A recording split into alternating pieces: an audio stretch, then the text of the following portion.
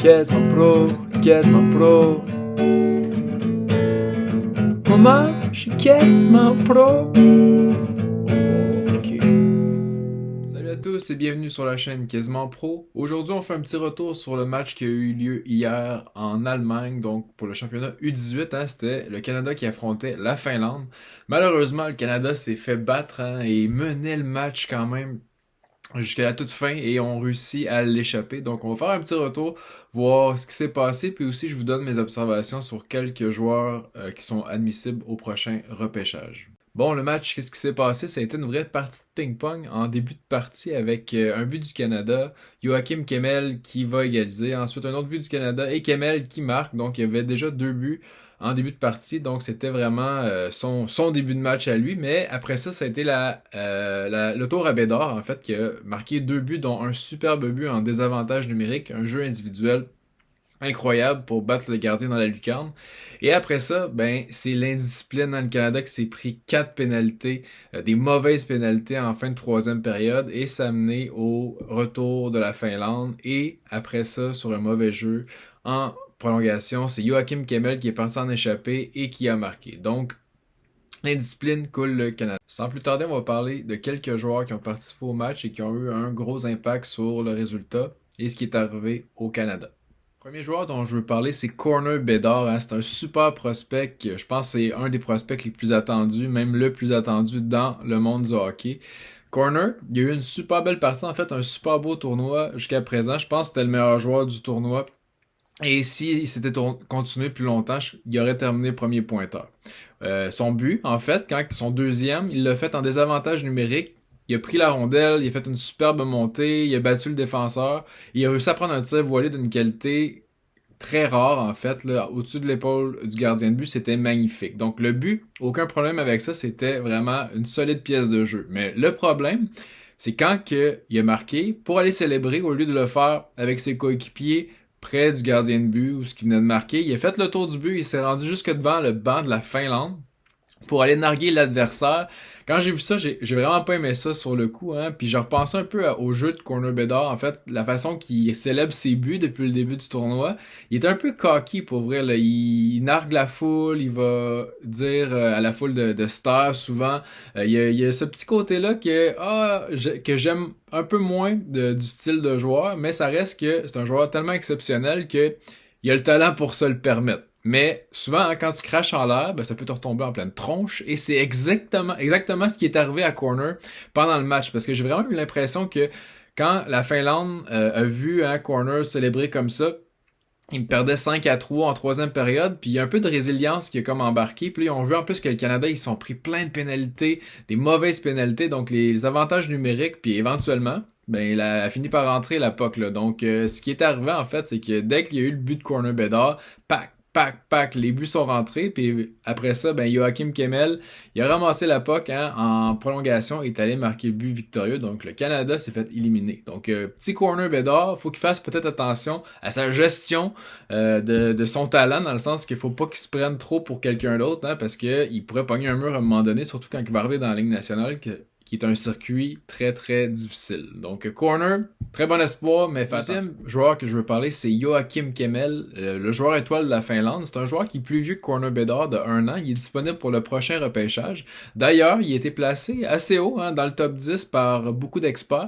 C'est sûr que sa saison est en deux temps. Il joue dans la Liga, lui, en ce moment, avec une équipe adulte, la meilleure ligue de Finlande, et il y a eu un superbe début de saison, il marquait tout le temps, et là, il y a eu une blessure, ça a pas mal descendu, puis après le retour de sa blessure, ça n'a pas été pareil, donc on a vu dans les listes, les recruteurs, je pense, qui se posaient la question, est-ce que c'était un peu un feu de paille son début de saison, et il a descendu, mais on voit maintenant avec le tournoi U18, quand Kemmel joue avec du monde de son âge, parce qu'il faut se rappeler, il a seulement 17 ans. Donc, quand il joue avec des joueurs de son âge, il les torche solide. Là. Il vient de marquer 3 buts et il en a marqué d'autres dans le tournoi. On a vu vraiment là, son tir est élite. C'est un tir qui est déjà pro. Donc, quand il décoche, là, ça me fait penser un peu à Cole Caulfield. En fait, c'est quand que la rondelle est sur sa palette.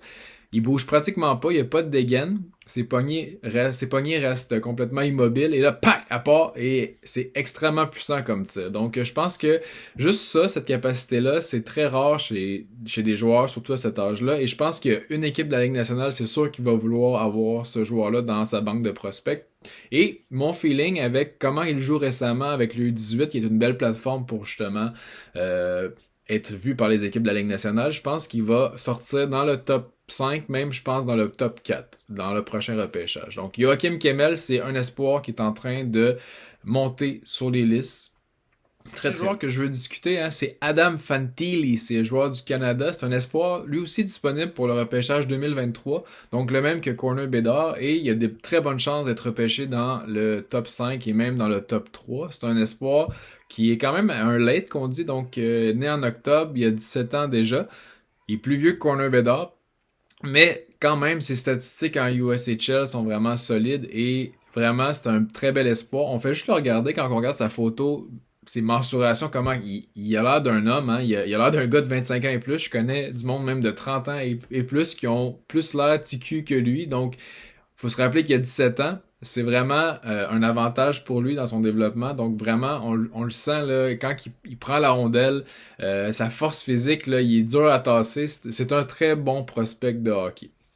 Ce que j'ai moins aimé pendant le match, par contre, c'est sa maturité. Hein? Autant qu'il y ait maturité de sa pilosité faciale, on a moins senti de maturité dans son jeu avec justement les passes un peu erratiques qu'il a fait et surtout la passe qu'il a fait sur la prolongation. Donc, un petit jeu qu'il a tenté à Corner Bedard sans regarder la passe. Et Joachim Kemmel était là pour lire le jeu, la récupérer, aller en échapper et marquer son tour du chapeau pour éliminer le Canada. Donc, il a essayé une passe à haut risque sur un jeu très important hein, en 3 contre 3. Donc, c'était vraiment pas une bonne idée.